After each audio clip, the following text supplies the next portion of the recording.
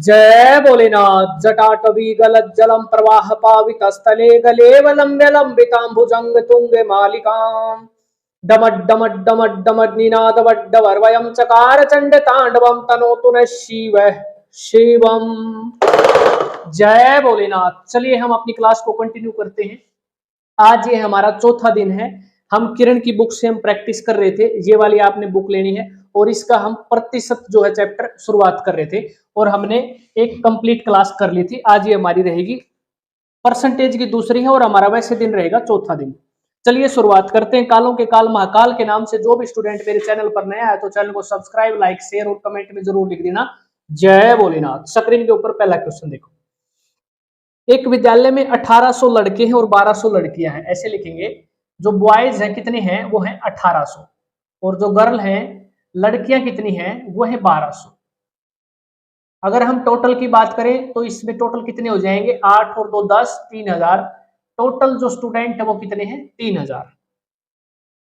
एक परीक्षा में केवल 32% लड़के और 50% लड़कियां उत्तीर्ण होती हैं। तो यहां से अगर हम बॉयज की बात करें तो 32% पास हो जाते हैं। तो 1800 का 32% निकालेंगे तो ये हो जाएगा 576। 1800 में से 576 क्या हो जाते हैं, पास हो जाते हैं, उत्तीर्ण हो जाते हैं। अगर हम गर्ल की बात करें तो क्वेश्चन में क्या रखा है कि 50% लड़कियां उत्तीर्ण हो जाती हैं। तो इसका 50% निकाल देंगे, इसका आधा कितना हो जाएगा, 600। इसका मतलब लड़के 576 पास होते हैं और लड़कियां 600 पास होती हैं। पूछ रखा है कि विद्यार्थियों की संख्या कितनी है जो पास हुए हैं, तो टोटल जोड़ देंगे तो आंसर आ जाएगा 1176 टोटल है लड़के और लड़कियां जो क्या हुए हैं, पास हुए हैं। अगला क्वेश्चन देखो।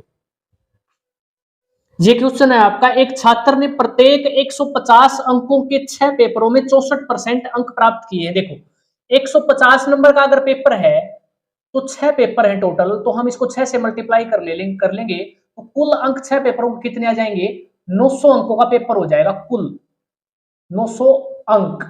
तो उसने 900 में से क्या प्राप्त किया है, 64% अंक प्राप्त किए हैं इस तरीके से। तो इसका 64% निकाल देंगे, ये आ जाएगा 576, 576 ये प्राप्त किए हैं उसने। अब ये कह रहा है कि वह अपने कुल प्राप्त अंकों का 25% हिंदी और अंग्रेजी में प्राप्त करता है।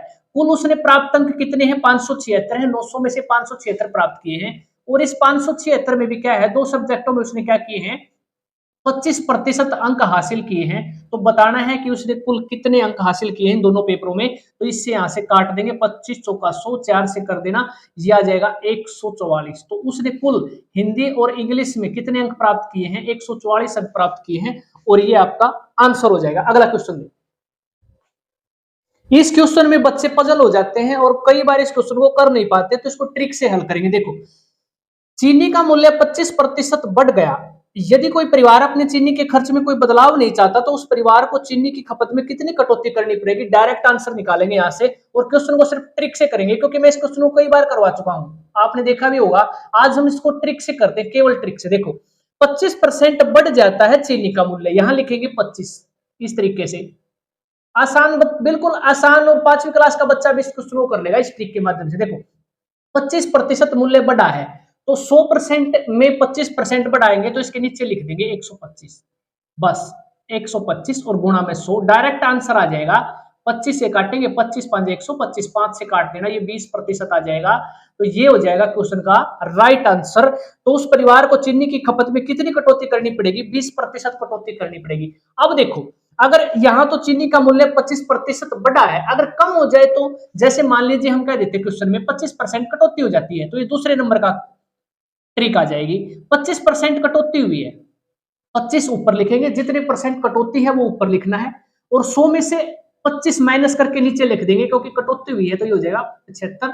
कितने परसेंट खपत में कमी करनी पड़ेगी, तो डायरेक्ट आंसर आ जाएगा। और 100/3 कितना होता है, 33 सही, 1/3% कमी करनी पड़ेगी खपत में, और ये डायरेक्ट आंसर आ जाएगा। अगर वो कहता है 25% अगर चीनी का मूल्य बढ़ जाता है तो आपने ये ट्रिक अप्लाई करनी है, और कहता है कि 25% कम हो जाता है चीनी का मूल्य, तब आपने ये इस तरीके से कर देना। बात सेम है, बढ़ता है तो यहाँ बढ़ा देंगे 100 में और घटता है तो चीनी का मूल्य घटा देंगे इस तरीके से। अगला क्वेश्चन देखो।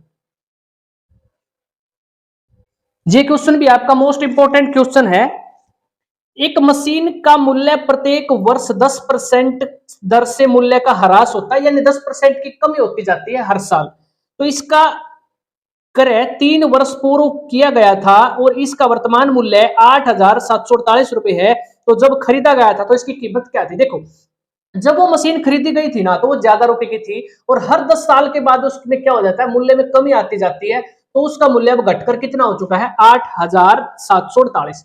कैसे निकालेंगे? देखो, मान लेते हैं मशीन का जो मूल्य था वो x रुपये था।